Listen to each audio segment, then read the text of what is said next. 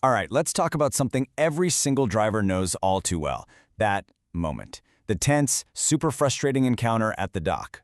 But what if I told you the best way to handle that attitude isn't to fight back, but to, well, to pause? To do almost nothing? Sounds crazy, right? Let's break it down. You know the scene, right? I mean, you've been driving all day long. You're tired, you're hungry, you just want to get unloaded and maybe, just maybe, get some rest. You back it perfectly into the dock, and bam, the shipper greets you with nothing but attitude. Ugh, it's the last thing you need.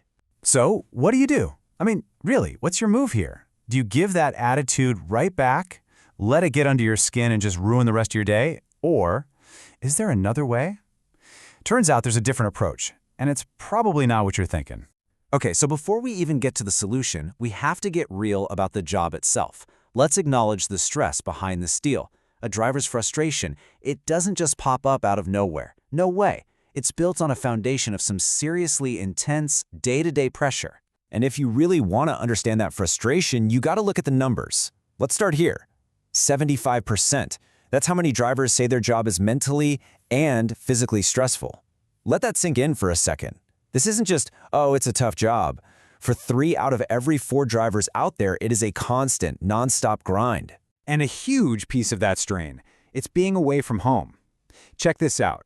More than half of all drivers, that's 54%, spend less than 24 hours at home per week. I mean, think about that. Less than one single day to see your family, to sleep in your own bed, to just reset. And it doesn't stop there. On top of all that, you've got the huge issue of sleep, or, the lack of it. 63% of drivers are getting 6 hours of sleep or less a night. We all know how fuzzy and irritable we get after just one bad night.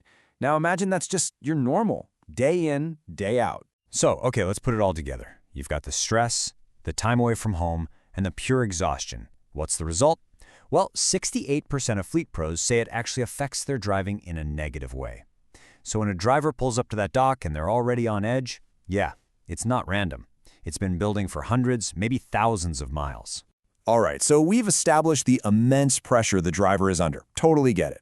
But, that interaction at the dock, it's a two-way street. So what about the person on the other side of that door? What's their story? Now, let's be super clear here. This is not about making excuses for someone being rude. That's never okay. But it is about understanding the whole picture.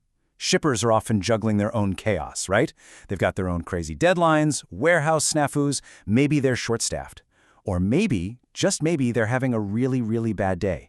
Their stress is real too. You can kind of think of it like a pressure valve. All that stress builds up and up and up, and then it has to go somewhere. And sometimes the attitude you're getting has literally nothing to do with you. You just happen to be the next person in line when their stress finally boiled over. And if you respond with more pressure, well, you're just cranking the heat up for everybody. Okay, so if fighting fire with fire or pressure with pressure isn't the answer, then what is? Well, it actually comes down to this really simple but incredibly powerful technique. Seriously, anyone can use it, and it can de-escalate a whole tense situation in just a few seconds. Ready? Here it is. Just 3 simple steps. First, and this is the most important one, just pause. Before you say or do anything, take 1 deep breath. That's it. Second, give them a non-verbal sign of peace. A simple nod, maybe a little smile. It can totally change the energy. And third, use soft words. And what do I mean by soft words? Something super simple, like, hey, thanks for getting me in. Appreciate your help. That's it. It's totally disarming. It's polite. And you would be amazed how often that tiny little act of kindness just deflates all the negativity and completely shifts the whole vibe of the conversation. Look, this is about way more than just getting through one awkward moment at the dock. This is bigger. These little individual choices we make, they have the power to create a massive ripple effect across the entire industry. Think about it. Every single time a driver and a shipper can treat each other with a little bit of respect, it just makes the job better for everyone. It reinforces this idea that, hey, we're all in this together, right? Drivers, shippers, dispatchers, we're all just trying to get the job done. We can absolutely make the day smoother for each other. And this is why it's so incredibly important. Let's face it, the trucking industry is famous for its sky-high turnover rate. And people don't just leave for more money. A lot of the time, they leave because the daily grind, the constant friction, it just becomes too much. Building a better culture directly tackles that problem head-on. And the benefits? They're huge. When we make mutual respect the standard, a driver's well-being just gets better. The job itself feels less like a battle, and that has a huge long-term effect, right? It helps make trucking a career people actually want to get into, not one they're trying to escape from. So, this all comes down to you. What can you do today to make someone's day just a little bit easier?